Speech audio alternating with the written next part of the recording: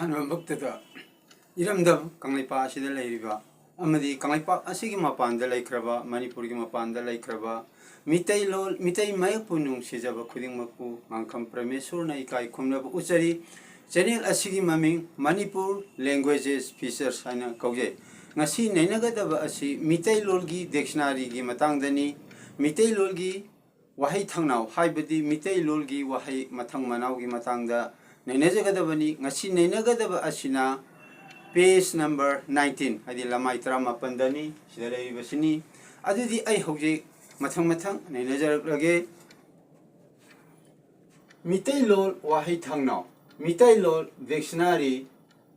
Marifuni Thui Suba, IT tu Suba, Wahida. Masiki Mamangdi, Hanumangi upload to the Nainaja Kre, Kangjao, Mingta, noun.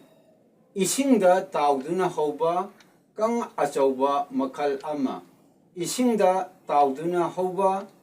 Kang Achauba, Makal Ama. English key meaning an aquatic big plant growing on water.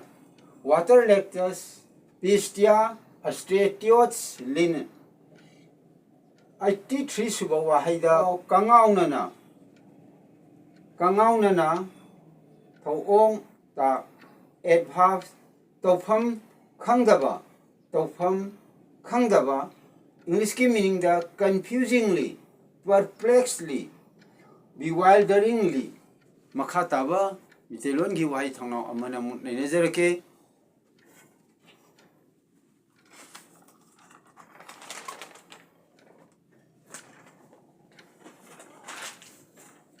This is the map of Manipur, located to the northeastern side of India, a state of India.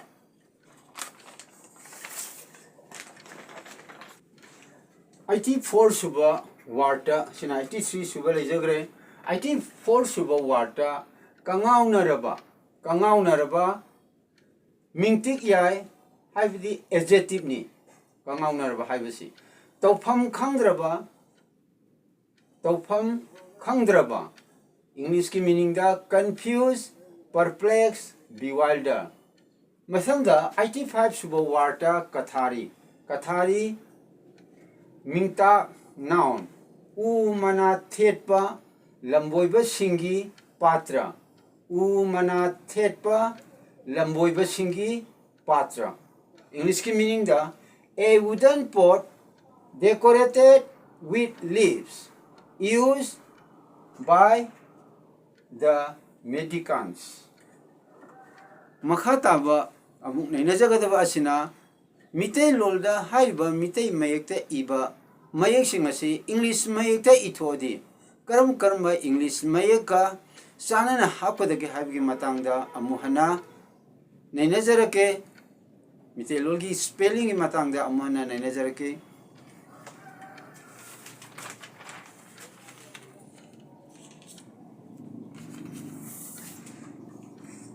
Mitai Maye Yakshan Law, Mitai Law spelling. A string number 1 da Kangjao Habiki Matangasni, Nazarakadavasi, Kangjao Habasi, Konto, Anina Puli, Kangjao, and a Kontoki Kuzing Aninishi the Yaurize, Kangjao. And the Unda Lum Happy Vise, Masika, no have the falling Tony Arumba Kanabani. A string number 1 oblique 1 data. Haibasi rising toni, Haibadi Shida, Lum Yaudring the Massa rising to Oina.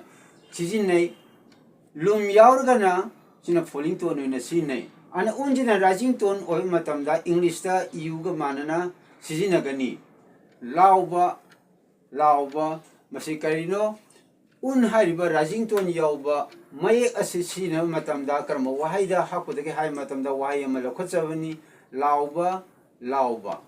Adverb ni Tauong tak ni Miam Tanaba Kol Hona Haiba Adi Lauba Haibaziki Wahan Tok to Nishi Hajarisi Miam Tanaba Kol Hona Haiba English ki Wahidi Tokuda Miam Tanaba Kol Hona Lauba Haibani and allowed Haibatargadi in an audible voice Adi Miam Tanaba Haiba Hatar Masanga Esari 1 2 시대이다 룸 합박 따르가디 시대이다 시대 룸 야우드레 시대 룸 합박 따르가디 마체 폴링 토니 마시 까리가 마나레 하베다 오가 마나가니 시대이다 마나나 시나가니 룸 야우르가나 운다 룸 야우르가나 오가 마나나 시가니 운다 룸 야우드르가나 라징톤 오이나 시나르가 이유가 마나네 시나 룸 야우르가나 오가 마나나 시지네 시나 라우바 하이버디 marak pakpa magi meaning da marak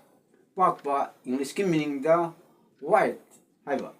aduna unje da lum yawba amsung laudabagi matang da hajare makha taba amu hajare ke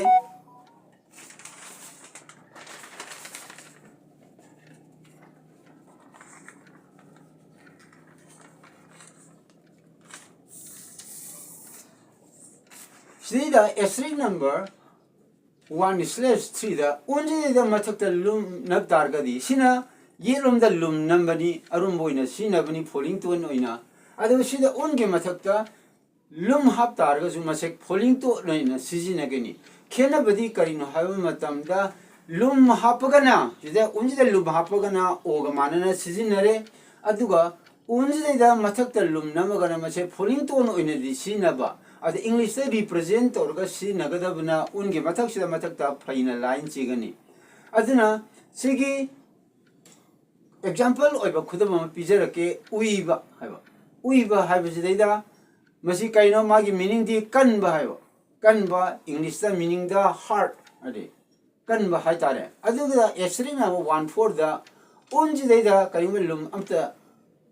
taptraba ade rajing to no na sinaba samaina rajing to no na sinari basi mali kari manare iugo manare ana sigi example da uiba hare uiba haibdi kaino tumningba ade English ki meaning da to those to feel sleepy haiba sidida khenari badi anijigi khenabadi karino haiba matamda unasi iugo mane sidaju unasi iugo mane adumagi sina famdi uiba haiba sidaida sigi mamang thangba aji wahai sigi mamang doina sineba mapung mai oina ada sina wahai sigi marak to oina sinai masi karino ayangba dipthung oi sigi matang da amung makhata hajarake sina yes number 1.5 da 1/5 sida kangjau da un ase inung yekning pun khon khujingi aroi badal laiba arumba inung yekni aduna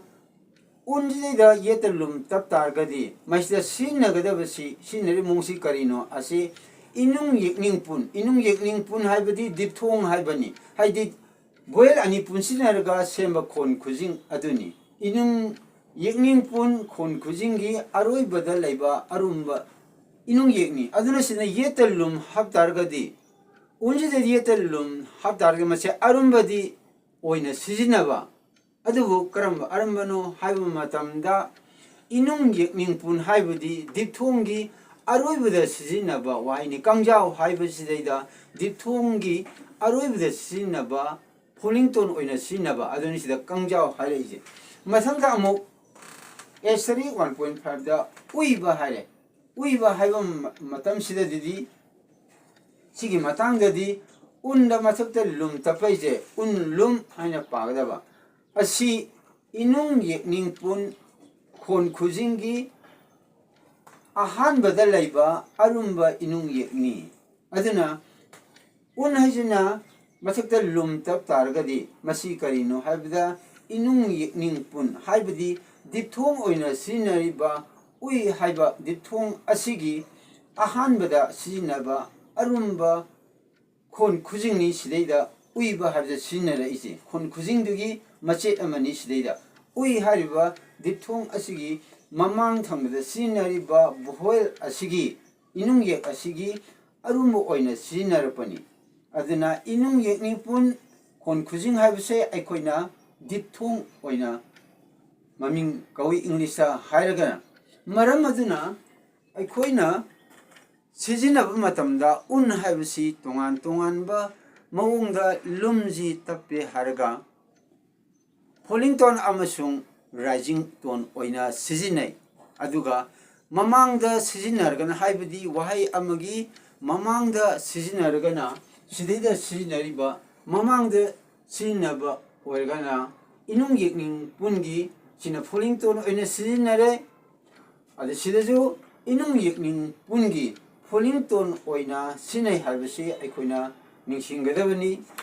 matang asida ngasigi oinadi